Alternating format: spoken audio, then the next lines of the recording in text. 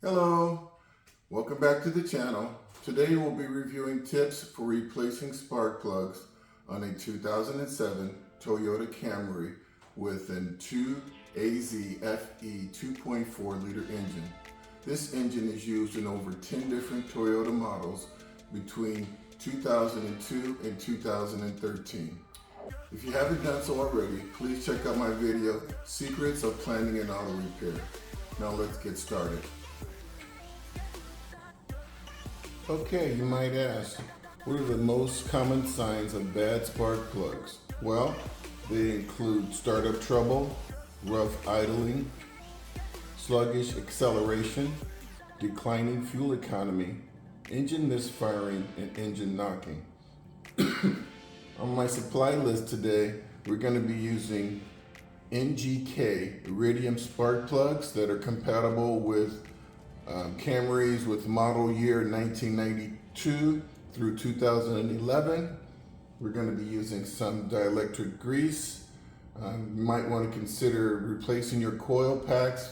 If your coil packs are in poor condition, we'll be using a 3/8 inch ratchet with a 10-inch extension bar and also a 10mm socket and a spark plug socket. We're going to be disconnecting the negative terminal on the battery cable, which is located right here. Simply disconnect one bolt and then lift it up, place it off to the side. Very simple. Okay, next thing, we unscrew these 10mm bolts so that we can remove this engine cover. Just like that. Be careful with these little washers. Looks like they might want to pop off. Okay, so now what you have in front of you is an inline 4 engine block. And now that you have your 1, 2, 3, 4 coil packs, these are the electronic clip. These are the 10mm bolts. Pretty straightforward. And today, for demonstration purposes, we're going to be focusing on this coil pack and plug right here. So what you want to do is you use your socket, and you're going to simply unscrew these bolts, that bolt right there, place it off to the side. Then you're going to disconnect your coil pack. Unfortunately, this engine I'm working on, the retaining clip has been broken, but they're still using the electronic clip, so I'll say proceed with caution, but the vehicle seems to be running fine.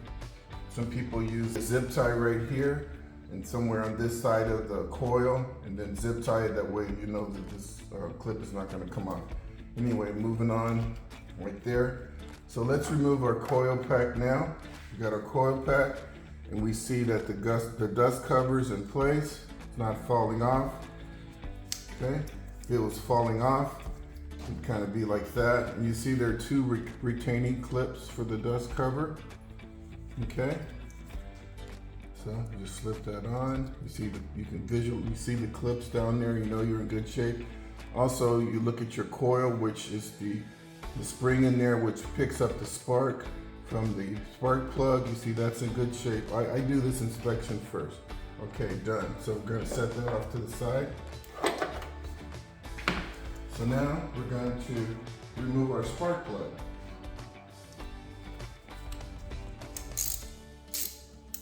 So got our extension ratchet, slide that down in there very carefully. And you see that I had no torque on that at all, okay? Normally these are tightened down, manufacturer specs around 13 to 15 pounds max. So I'm just going to unscrew that there as quickly as possible.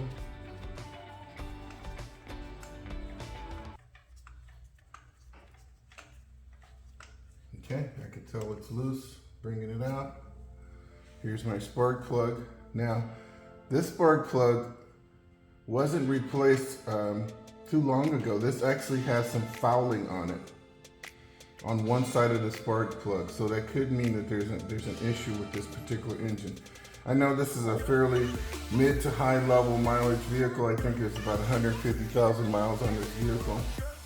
So it could be that some oil is getting by the rings, so that's contributing to the fouling here. Okay. I'm going to inspect the spark plug.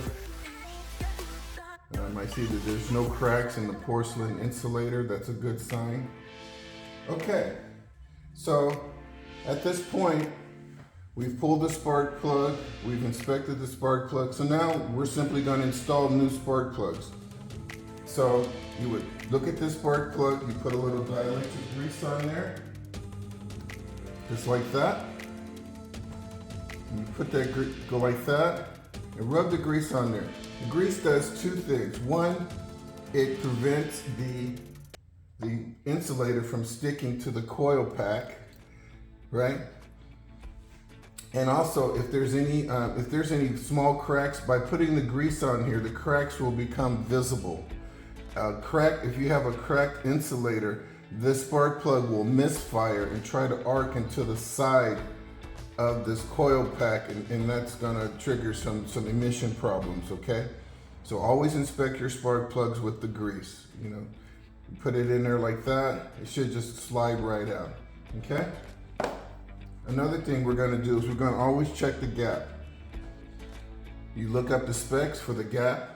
Here's your tool, 0.48, and you simply slide it in and out like that. All right, just 2 times.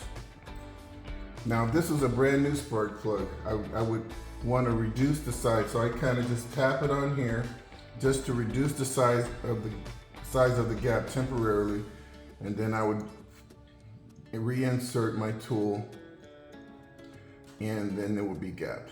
And I just want to say that this is the incorrect tool for the Iridium spark plug. You should be using either a coin shape or either a metal gauge. So once again, this is the incorrect tool.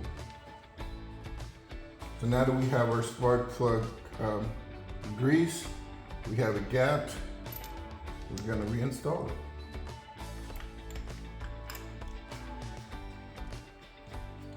The reinstallation is very simple.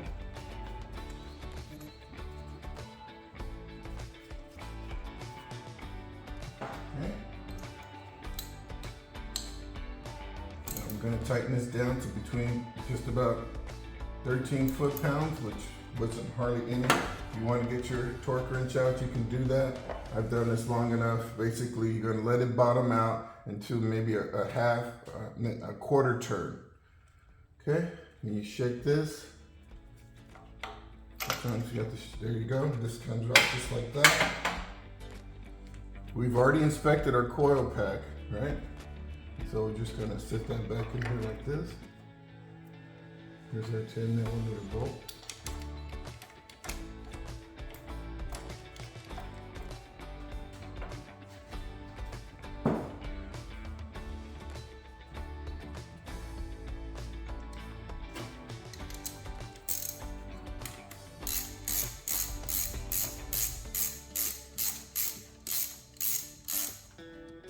Okay, once again, snug. Now you're going to replace your electronic connection.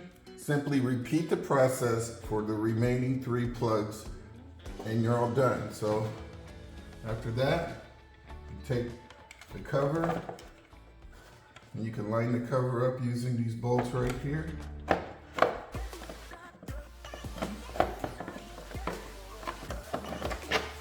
Just like so.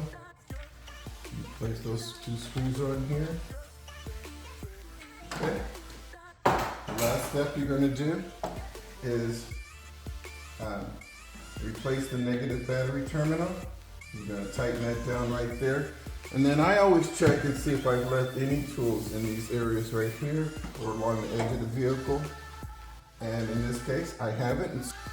Okay, well this just about wraps up the spark plug change on a 2007 Toyota Camry with a 2AZ-FE 2.4 liter engine. I hope you guys found the tips to be helpful. Until next time, drive defensively.